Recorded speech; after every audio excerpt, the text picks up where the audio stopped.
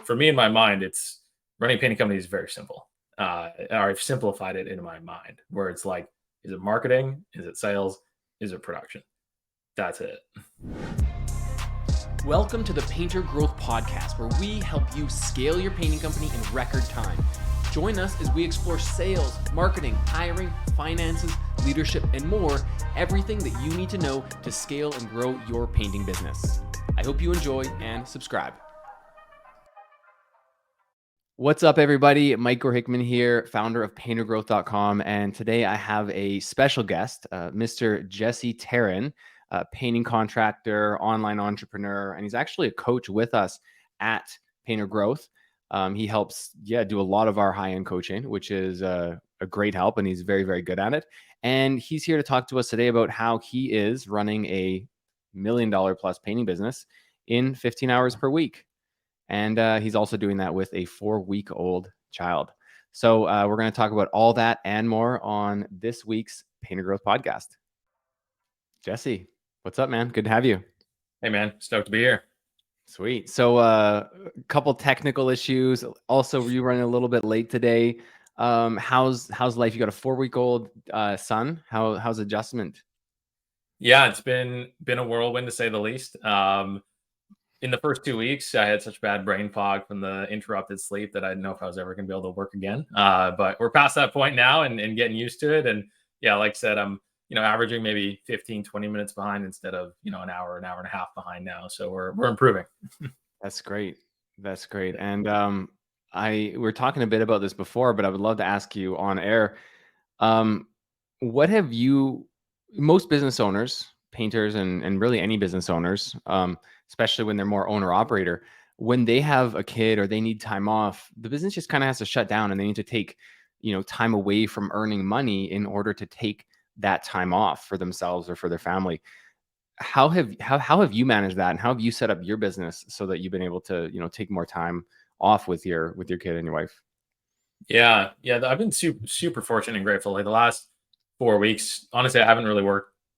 I've worked like an hour here, an hour there. It hasn't been very much. And we've actually had, really profitable last 4 weeks. So that's been really cool to see that, even when I'm not working, in the business is able to still grow. We're still able to get sales. We're still able to produce a ton of work, still have, really happy clients.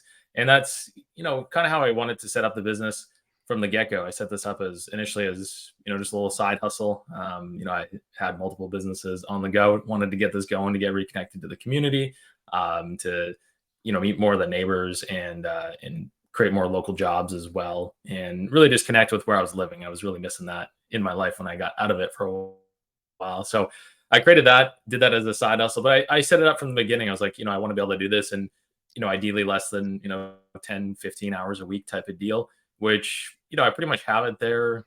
It's even, it's less in the off season than that.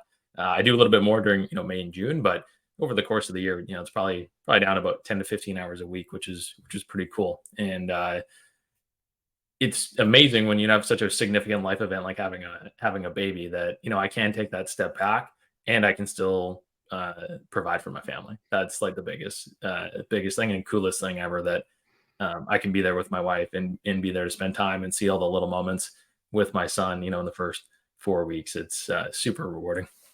Yeah, it's definitely a lot of milestones early on, especially when it's your first. I mean, I have 2 daughters, 2 and 4 now. And being fortunate enough to work from home and, being able to see them and not miss all those things has been, it's pretty incredible to be a part of that. So you started your painting company, this painting company. You've had a painting company before, but this painting company started like 7 months ago, pretty much like January 1st or January 10th or something. You really started marketing, getting leads, and you had no team, no leads, no marketing or anything like that. And what was that like? So because you've done it before and you kind of knew what to do more or less, how did you manage that startup, keeping in mind that you were trying to work less than 15 hours a week? Yeah. Yes. This is actually our third year with this specific company. So, but every, I do take a good off season. So every year is, a little bit of a ramp up. So, Gotcha. but yeah, when I did get back into it because I did have a good gap in between when I had my previous company to starting this one out.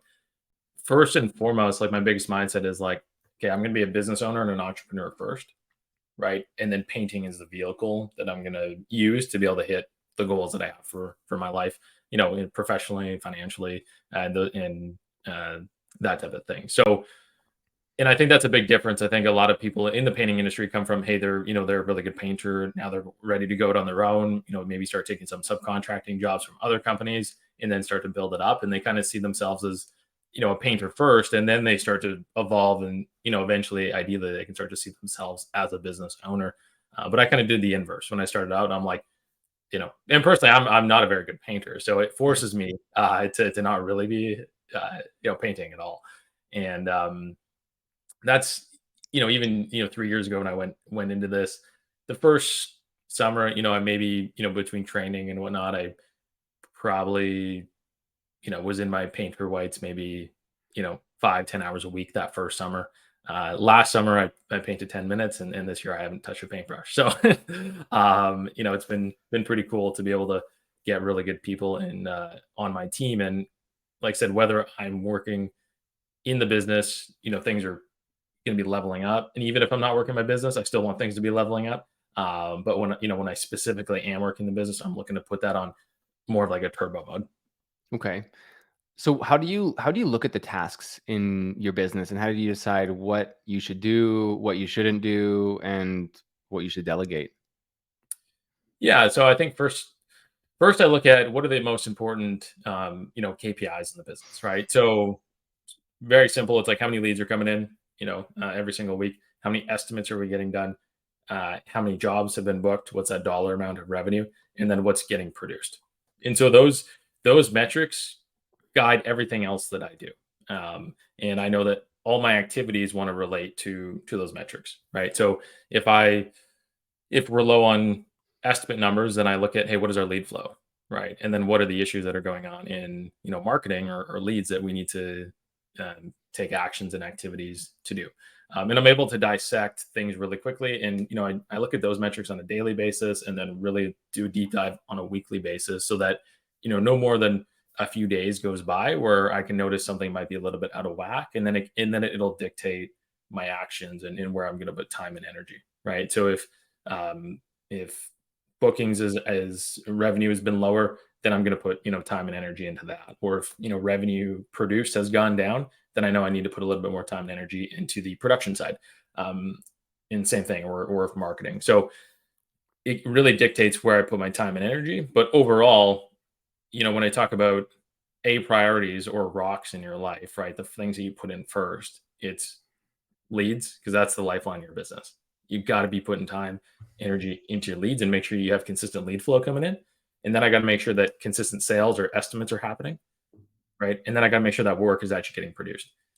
And so for me, in my mind, it's running a painting company is very simple.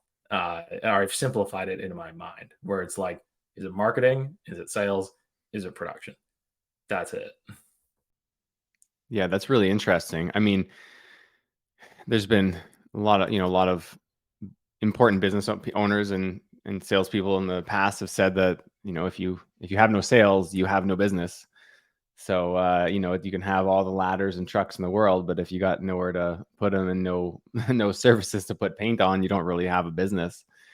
So let's look at those. So we have lead flow, we have sales, and we have production. So let's start with lead flow. How many leads are you trying to get per week right now during the busy season? Yeah, I'd say right now, our goal is about 25 to 30 per week, is where we're trying to hit. And that keeps our, myself and then my sales reps pretty much, busy on our calendars and the estimates. Yeah, right around there. And so it's you plus one sales rep or two sales reps? I got one more like full-time rep, and then one that can part-time come in as well. Okay. Yeah. And what are some of the demand levers that you have that you can pull to get more leads when you need them? Yeah. So the biggest one that I deploy, and I talk about this all the time in the blueprint program, but it's I service a big area where I live, right? But I really only focus on about 15 key neighborhoods. because I really know the houses and the people that I like to work with. And for me, it's they have hardy board homes that are generally fading a little bit. They have trim that's maybe flaking a bit. They have a really nice car and they got a really nice yard, right? And I know that those people are my ideal clientele. And there's about 15 key ITA, neighborhoods. Yeah, exactly. ideal target Um, audience. Yeah. yeah. And so for me, I'm like, okay, I would rather market those 15 neighborhoods like 20 to 30 times in a single year than I would my entire area like once or twice.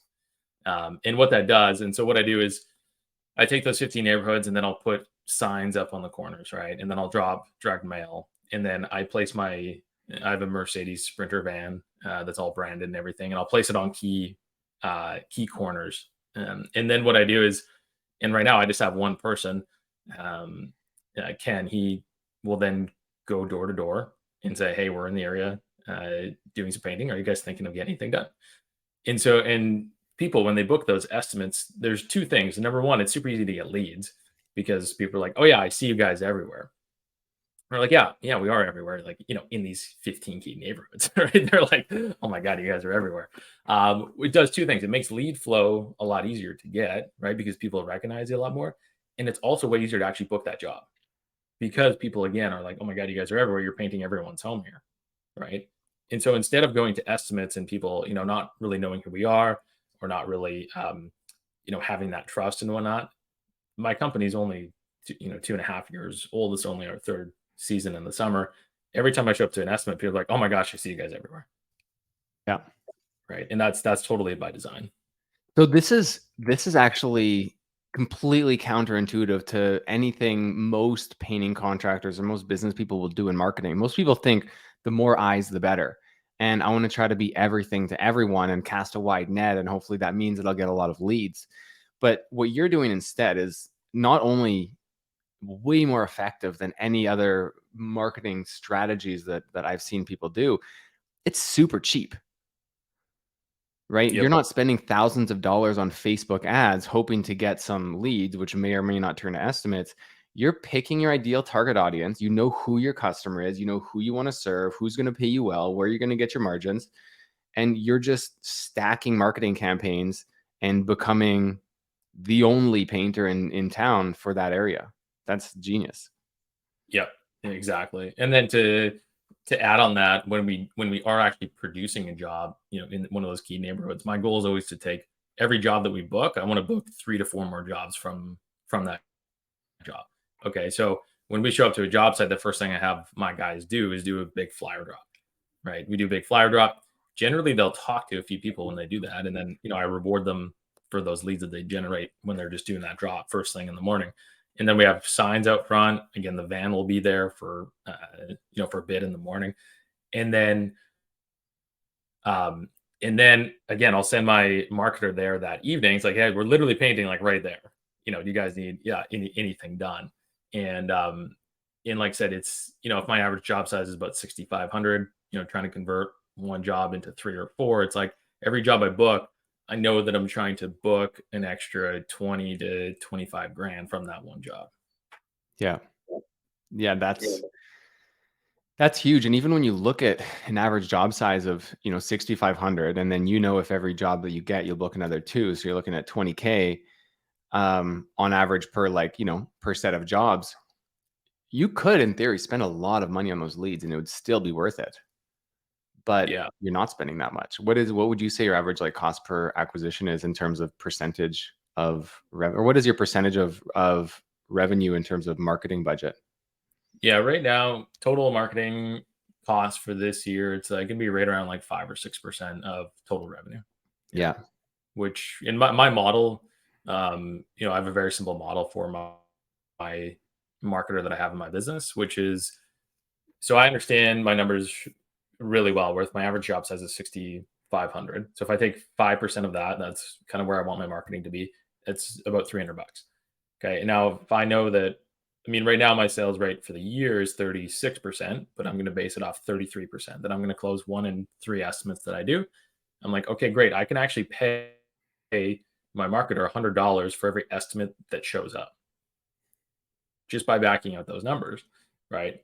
And I don't get discouraged or anything when I show up to one of his estimates and it's it's not a great estimate or something, because I'm like, cool, I only expect to book 1 in 3, right? Yeah. And I'm able to pay him $100 for every one of those that show. So my marketer is, one of my most high paid per hour people in my company, right? And he's Yeah. stoked about it. And all he's doing is going door to door and saying, "Hey, you guys thinking of getting any painting done?" And he's been averaging making well over 2 grand a week by just going door to door, and about 20 to 25 hours. One is interesting is that a lot of people who hire door-to-door teams, they think that it should be a low-paying job. So you need a high school kid or you need a college kid, but in reality, you're benefiting off of quite high ticket sales, paint jobs, which can be quite lucrative.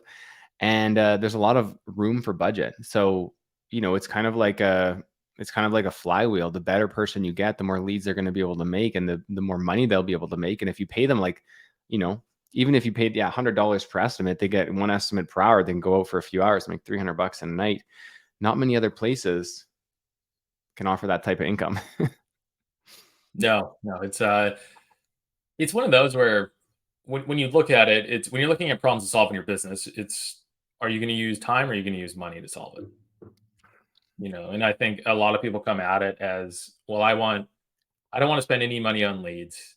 I just want free leads, right? Or they don't really think about how to actually leverage their money in their company to generate more business, right?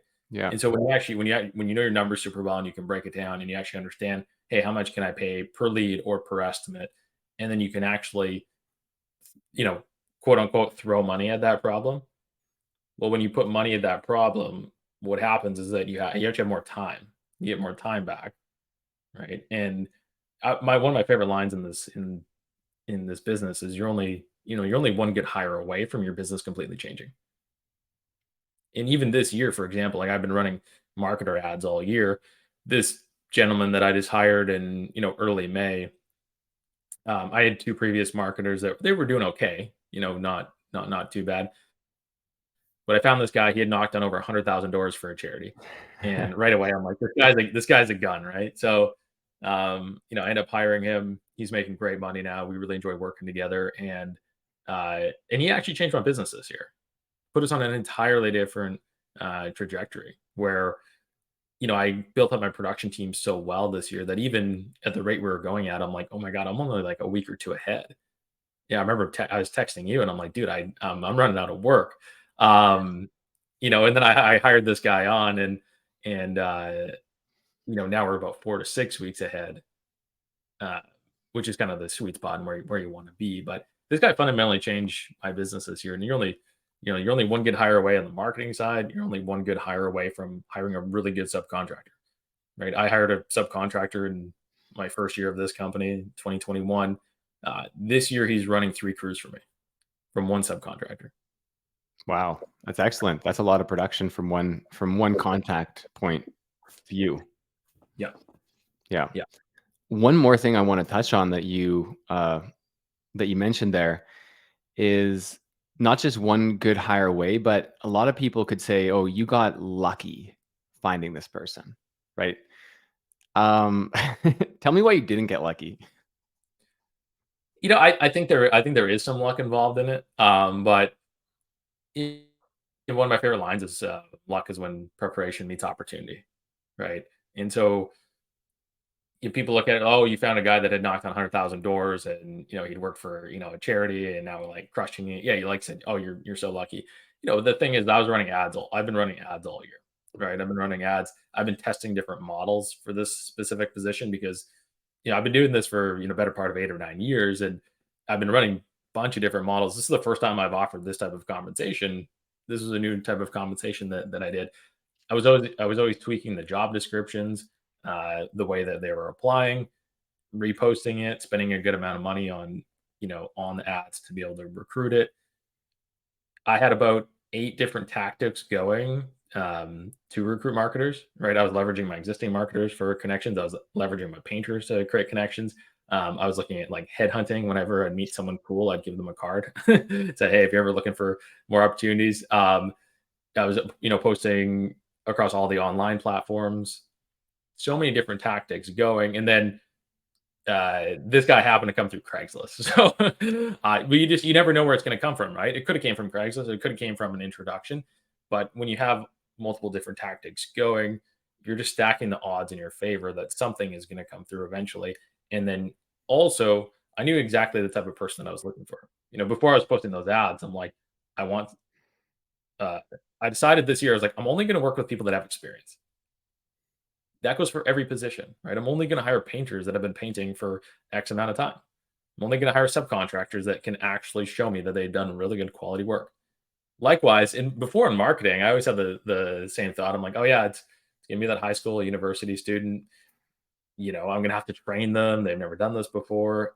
And literally, I started this year. I'm like, every position in this company moving forward, like I'm only hiring people that have had previous experience in every position.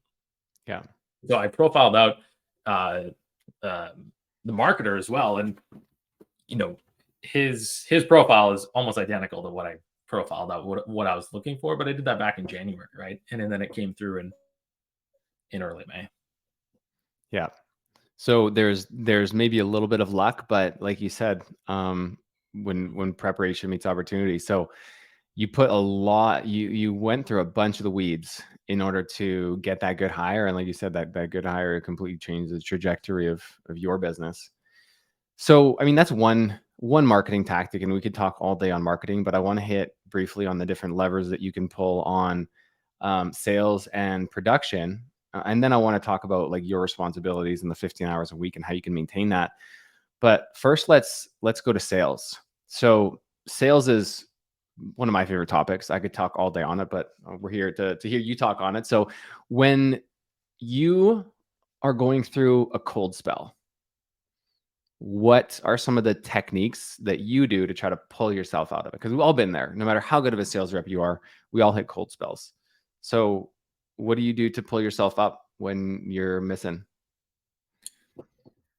Yeah, that's like all too common, right? When you can go through and I've gone 10, 20 estimates where I haven't booked a job at certain times, right? And you're like, what is going on? And you can get pretty down on yourself pretty quickly. But there's a few different things. I mean, number one, I always just go look at the data, right? I'm like, okay, what does the data actually say? Am I on a cold spell or am I just feeling that way? Right. So I want to make sure that I get that right first. And I actually go look at the numbers. Okay, what has my SR been? How much do I have pending in the pipeline? I get all that data first. That's kind of first and foremost. And then I just go back to the basics. So, I go to the perfect estimate system, right? Am I following these steps to a T or am I missing something? Because so much of sales, and especially at a high level, it becomes about the details, right? And you could be using like one little verbiage in a different way that can totally change your sales, right? Mhm. And so, I'll go back and I'll dissect all the basics, right? We're all decision makers present. Uh, did I do the lights out setup call? Did I set that expectation properly? Did I go over the timeline well enough? Did I identify their needs? And did I talk about their needs enough? Right. So I'm going to go through all the basics. Once I go through all the basics, if that still hasn't solved it, then I go look at my energy. Right. Is my energy low? Right. Am I actually excited to book that job? Right. If I show up to an estimate and I'm like, hey, Mike, I'm here to paint your house and yeah, it's gonna look good, right? Hey, Mike, I'm super excited about your project. Have you guys looked at colors yet? Oh, what do you think? Oh, yeah, that's gonna look great. Like actually bring that excitement, be excited for them, see their vision with them. That's what I'm gonna look at next as well. Once I get to the basics, as am I showing up enthusiastic as hell? Am I sharp as a tack? And am I that figure of authority of like I know what I'm talking about, right? And then I want to look at the trust triangle. Okay, trust triangle is the three C's, right? Character, right? So, do they like me? Do I have good rapport with them, or was I skipping rapport? Was I not, talking about when I see golf clubs in their garage, I immediately, I'm a big golfer, I'll jump on golf, right? I just build that rapport. If they have kids, especially now that I have a kid, I just go right into that conversation, right? So make sure that I've established character. Then going into common sense of purpose. Do I understand their needs, what they're looking for, their vision for their home, and am I demonstrating that, right? Uh, and then competency, right? So do I know what I'm talking about? Can I actually get the job done that they're looking for? And I make sure that I establish those three. And then at the end of the walk around with them, I'll say, "Hey, do you guys actually trust me to do the work?" I'll just straight up call it, right? Because that's what it's about. And then, the most part, if they'll say, "Yeah, like we do trust you," right? And then great. Assuming the price comes in the ballpark of what you're expecting, do you feel comfortable booking in when I come back?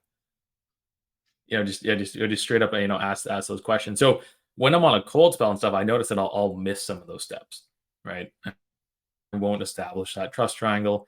I won't do the conditional close, all those little details leading up to it. And the on the energy piece too, I generally will reach out to other friends in the industry too. Say, hey, this is what I'm going through right now, or hey, I'm just going to hop into this estimate. Like, can we do a pump up call? Like, I need to get hyped for this call. So those are a few different tactics and things that I'm always looking at to make sure that I stay sharp in sales, and that all my people are staying sharp as well. Okay. Do you ever like throw a recorder on in your phone to hear how you're sounding? It's a good tactic. I haven't done that myself yet. No, Okay. but it's a good I've idea. heard of people doing that. I think that I did that a couple of times back years ago, but yeah, if you're ever wondering how you sound with the homeowner, most people will not do this because it's awkward to listen to, but listen to your own sales. Like it's awkward but it's only awkward for you to listen to it. But it's so valuable to like hear how you actually sound, and you probably change a lot. So 100. two things I want to pull from what you just said. Number one is the conditional close, and then number two is coming back and presenting the job to the homeowner. Right? There's so many contractors who just will text the quote to the homeowner the next day, or email it and hope, and then wonder why they never hear back. Why is I know the answer to this, but I want to hear it from you. Like, why do you feel is so important to present the price on the spot? 99.9% of people don't do it. Right. And so if you're that 0.1% that's actually willing to do it, you're going to be so far ahead of everybody else in the game. And people don't realize that actually presenting the quote on the spot for them is going like above and beyond on like a service level, right? Because when you actually take the time, you're able to do the quote on the spot. You can sit down with them, and when you review the quote, you can say like, "Hey, is this everything that you're actually looking for?" Or, "Hey, is there anything that I was missing?" And if there's something missing, I'll edit it right on the spot. I'll answer all the questions there. And it gives me the opportunity actually to ask them to book in. Now, even if they don't book in and I pitch on the spot, the odds that you book that job later because you took that time to do it is significantly greater. So I think it's so important where, it's all too common where, you see painters, they'll show up, they'll spend an hour, maybe two, depending on it, feeling like they give the estimate of their lives, right? They put so much into it. And then they'll just go email it off later. And then they never hear from the person again. And they're sitting at home saying, man, we had such great rapport. I really felt like I left everything on the table. And then they never hear from the people again. And they feel like that, uh, they feel almost like cheapened by it, right? And that happens so often. So when you actually can take that time when you're there to actually go through it with them, it shows that, hey, you're willing to go above and beyond right from the estimate to make sure that everything is set up from the get go. Because that sets the expectation for how the rest of the job's going to go. So I think it's the most important thing that you can do in the sales process is actually take that time to sit down with the homeowner when you're doing the estimate and going over the quote, answering all the questions right then and there. Make sure they feel comfortable. Make sure they know exactly what's going to happen when you do paint their house.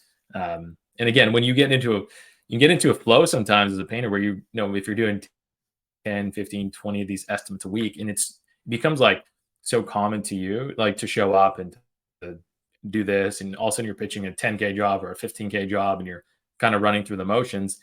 But you have to remember every estimate you go, it's that person's like, it's that homeowner. It's probably the first time they've gotten a quote, right? And so, and it's it's one of the biggest investments of their lives, and they're looking at, spending 10, 15, 20 grand with you. You just got to slow down a little bit and take that time to make sure that they know their house is going to be, super well taken care of. Yeah, it's a big respect piece, right? Two ways of respect. They need to respect you, and you need to respect them.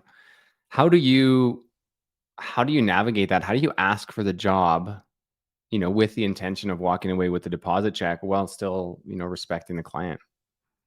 I think it's how you set it up, right? So ideally, again, the call that you do, prior to the estimate, a 5 or 15 minute call to really set up that estimate. When you do that call, you're going to tell them how the estimate's going to go, right? I'm going to show up.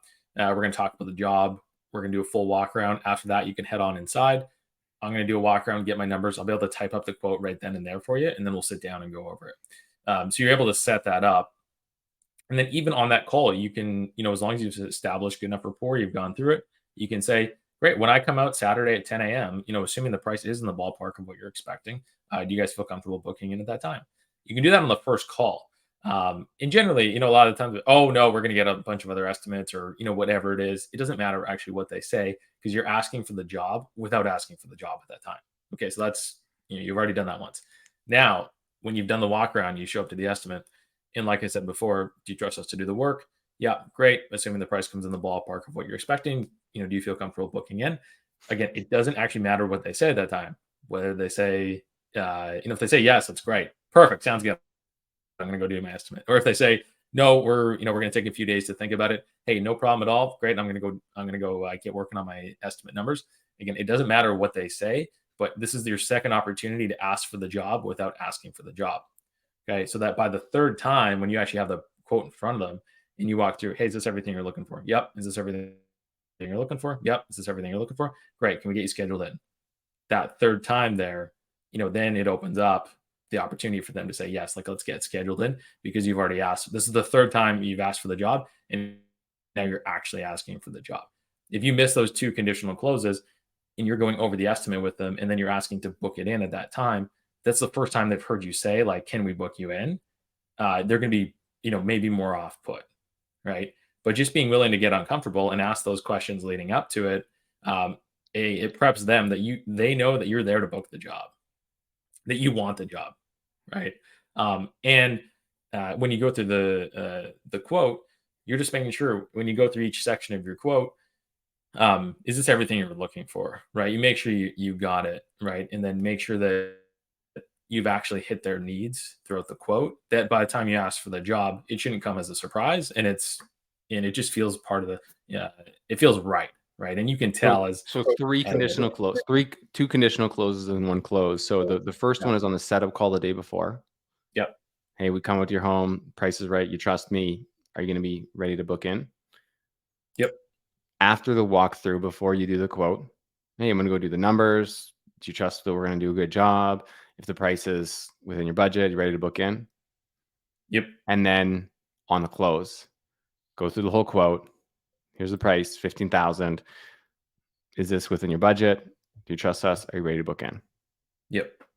And when you ask that third time, as soon as you say, are you ready to book in? You just stop talking. You just gotta do whatever you have to do to just not say another word once you ask for the job on that final part, and just stay silent and get so comfortable with just sitting in silence. And I'll sit at the kitchen table with homeowners, right? And I'll say, great, can we get you booked in? And I'll just sit there and just stare at them. And I'll just sit in silence for as long as it takes until they respond. Just let it hang in the air there. Just let it hang. Because what can happen is you'll say, great, can we get you scheduled in? And then there's like that awkward pause where nobody knows what to say. And then a lot of people will blow it by saying something. They'll say something that's not relevant, doesn't matter anymore. Like, it's just they get in their own way. So yeah, they say the first one to talk loses. That's right. That's right. So just as soon as you ask for the job, just whatever you have to do, just get so comfortable sitting in silence. Yeah. Okay, awesome. That's super helpful. And a big lever that a lot of entrepreneurs and painting contractors can pull eventually in terms of freeing up their time and moving towards a business that runs without them is hiring a sales rep. Sales takes up a huge amount of time if you have lots of leads, of course. And if for a healthy business, it should take up a huge amount of time. It's important. And when you bring a salesperson on, how do you deal with them if one of them is going through a similar situation where they're not closing for a little while? Yeah. So just to backtrack a little bit, just so people kind of know priorities, I would say delegating sales should be probably almost like the last role you're going to delegate in your company. You want to make sure that production is super smooth and you have like really good painters and that's super dialed in. And you want to make sure your marketing is super dialed in as well. Sales will kind of be the last major piece that you'll delegate. And even my company today, I'm still going to do this year roughly 60% of our entire sales. And again, I can do that in pretty small amount of time comparatively, but it should be the last piece that you're going to delegate. Because for a couple of reasons. Number one, production takes the most time, and you want to make sure that you get that out of the way. And the same thing, marketing is probably one of the lower level tasks. Estimating and sales is probably the highest skill set as well. So now when you do get to that point where you have your production dialed in, right, and you have more lead flow that you can personally handle, okay, then you can start looking at that salesperson. More often than not, I find that people will try to get a salesperson too early in their company. Yeah. Right. I think that unless you're getting close to that $1 million a year, you can probably do that on your own. So you'd recommend getting a production manager and like a marketing manager before, or Yep. not even necessarily a marketing manager, but someone on the marketing team to handle the marketing, activities. Yep. And then either having job site foremen to manage each crew, or if you get to like 3-4 crews, then a dedicated production manager. Yep. Yeah. That's what I would recommend. And also based on someone's skill set too, right? Like as a business owner, I know my strengths. Like I love doing sales. It's also one of my biggest driving activities. So you got to take that into consideration as well. But it is also the most highly skilled role is doing the estimating and actual sales in your company. So when you are ready to hire that person, again, same thing that I did this year is like, I'm going to look for somebody that has experience, right? Who's actually sold a bunch of painting. I think that short circuits so much time. I've done this in the past where I promoted somebody internally to begin doing sales. He was a painter, then a job site manager, then was a production manager. I'm like, oh, the next logical step here is to get you going on sales. But I did that last year, and to be honest, it was a little bit of a disaster. I can tell a quick story actually. He booked about 150K last year, which is not too bad in his first kind of year doing it. But there's a few jobs, in this one job it was a 3-story stucco house, right on the beach, like super expensive property. I would have estimated 12 to 15 grand. It was probably a fair ballpark price for it. Like he booked it in for 3,900. and then he had a subcontractor there, which he had subbed it out for 50% of that, so like 1950, right? A day and a half into it, the subcontractor walks off the site, and we have a disaster on our hands. And then I have to hop in, and I show up on site, and I look at this house, and I'm like, oh my god. Like, I didn't check this one. And leading up to it, I've been checking his estimates and making sure it was dialed in. But then, as that job was booked in like May, right? And he had been doing more like hardy board homes and trim homes. Then he was just sent to a stucco home. I didn't really know. And so then I show up on site, and I'm like, oh dear God. Now that estimate was so screwed up, which led to the subcontractor leaving on site. Now the house is like a third painted. We're already committed to this contract. And now I have to figure out how to get this done and basically how to not lose money. And now that opportunity cost of us spending all that time there while trying to manage that client relationship. So I tell that story because now I think it's funny. Last year was not funny, but I think it's funny because if you don't do it right, or you have someone that doesn't have that, like, you can show up to a house and kind of know a rough ballpark of what it should be, right? And be able to like spot check that. If you're training someone right from scratch, they might not have that that knowledge, right? But if you have someone that's done 500K or $1 million or $3 million of painting sales, like they're going to kind of have those reference points where they're going to be like, no, okay, this should be at least 10 grand, right? And they kind of check those numbers. So So yeah, when you are looking, this year the full-time salesperson that I do have in place, like he's booked $3 million of sales painting on his own. So I know that all his estimates are super accurate. I'm still checking, like spot checking to make sure that they're good. But the training was like literally like, hey, we just need to up our labor rates and make sure you know the paint costs. And that was it for the training. Now we can just focus on the sales. I don't have to teach you anything on the estimating side because you already know that. Now we can actually just focus on making sure that your sales is super dialed in. And then what I did for that sale, he's more of a division manager than a sales manager. So how I structured it is, if he does the sale, he's also responsible to lining up the crew and the production to do it.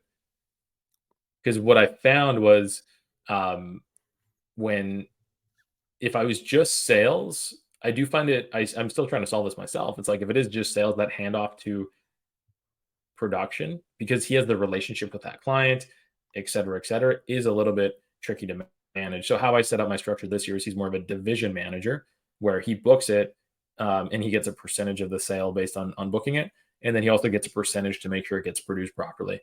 And that set it up so that basically, I any of his jobs that he's booking and produced, I don't have to be involved in at all. And Yeah. that was my biggest thing. Yeah, that's excellent. And you just feed him leads and make sure he has ample painters available. That's right. That's a good Yep. model. I like that a lot. Yep. Yep. And with time in mind, I do want to just briefly touch on production. So if things like when you do decide to get your hands dirty in production, obviously not literally this year, but when you do decide to jump in production, when it requires the Jesse touch to fix, like what are the activities that you're typically doing? Yeah. So I would say the main ones right now is because I have such good painters on my team. I have two internal crews right now, and then the remaining is just subcontractors. The only thing in my mind is, how do I just make sure that they're happy? And so when it's just understanding every painter, every subcontractor, what their needs are, how much money that they desire to make, and I'm reviewing every single job and not only looking at how much I'm making, but looking at how much they're making and making sure that they're hitting their goals. And so when I look at my production, it's more so, hey, can I make sure that my people are hitting their goals? And if they're hitting their goals, I'm going to hit my goals, no problem. And then it's just on the recruitment side. It's just balancing. Do we need After I make sure my current team now is like super happy, I'm always recruiting. All right. This goes from marketing to production. I'm always recruiting. Right now, I have 55 subcontractor applicants in my inbox. That I could go through and start vetting if I need to. Right now, I don't need to because we need to ramp more booking side of it. But that's the biggest thing is I'm always just looking for good people. When you get to, I'd say, where I'm at in my business, it's just about finding more good people Hmm. in the business, and that's really what I focus on. That and then just that client relationship. Again, all the jobs that I book with my clients when I do the estimate, I really actually I enjoy that part of like meeting with them and like the homeowner. So I'll take the time to do a final walk around with them, make sure they're super happy and just have that relationship. Because not only do I want them to be happy with that job, but I'm looking at it as, um, hey, here's some really cool people that I met in my neighborhood.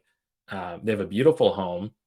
They're a great family. I have a young family over here. Like, I actually want to know these people, right? So that for me on production side, it's just building those relationships. And I know that when they need their interior done, or they move and they have a new house, like they're going to call me because we've established that relationship. Yeah, that's significant. So you got a little bit in sales, a little bit in marketing, a little bit in production, and you also coach at Painter Growth on the side, Yeah, which yeah. has been awesome to have you. What have you learned from coaching other painting contractors that you've been able to apply to your business? I mean, first and foremost, it's been so fun to be a part of the group and coaching the community. I absolutely love being part of the community and doing the weekly calls and seeing everybody else have a ton of wins, go through their challenges and share the challenges. Like, yeah, just being part of that community is massive. There's so many like there's so many good nuggets that come out of whether it's the calls or the community or the group that I'll go, apply in my business. And one like it was just like a random technique that Joe in the group, he like offered to paint someone's garage door because they need to be the same color for the whole strata for like $250, and then he started selling full exteriors on top of it. We started to run campaigns for like, hey, we'll paint your front door for $150. And then once you like establish our relationship, then you can just start painting way more. Like that's just like one little nugget that I would never even thought of, that I've been able to Most people deploy. would like say, "Hey, I'm not going to just come out and paint your door for $150. Like we have a minimum job size of $1,000 or whatever. It's not worth my time." But if you look at it at a marketing lens, it makes a lot more sense.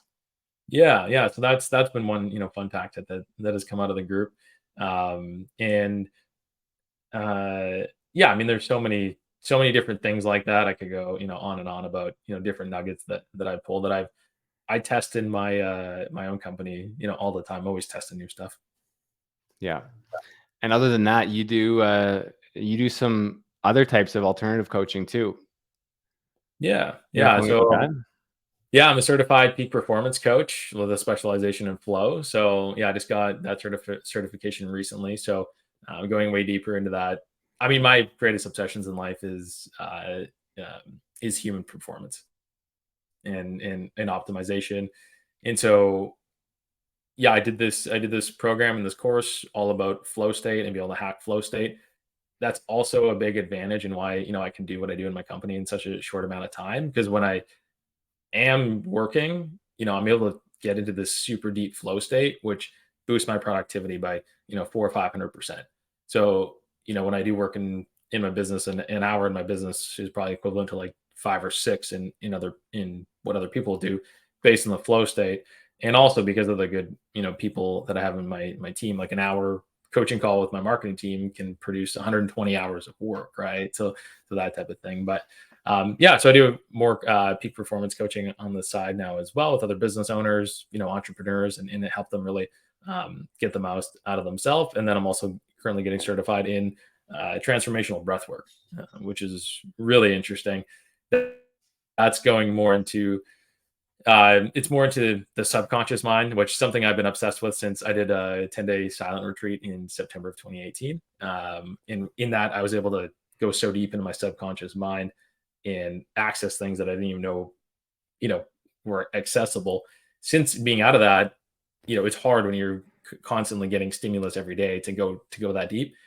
Anyways, I found this program through this breath work that in a 60 to 90-minute session, I can get closer to those states to be able to rewire my subconscious to look for things such as, abundance and love and joy and happiness instead of, fear and lack or, those types of things and rewire my subconscious because that runs 95% of one's life. And that's kind of the realm that I'm going into now between the breath work and the flow. We'll definitely have to have you on again to do a full episode on that. I think there's some appetite for that. I think it's super interesting as well.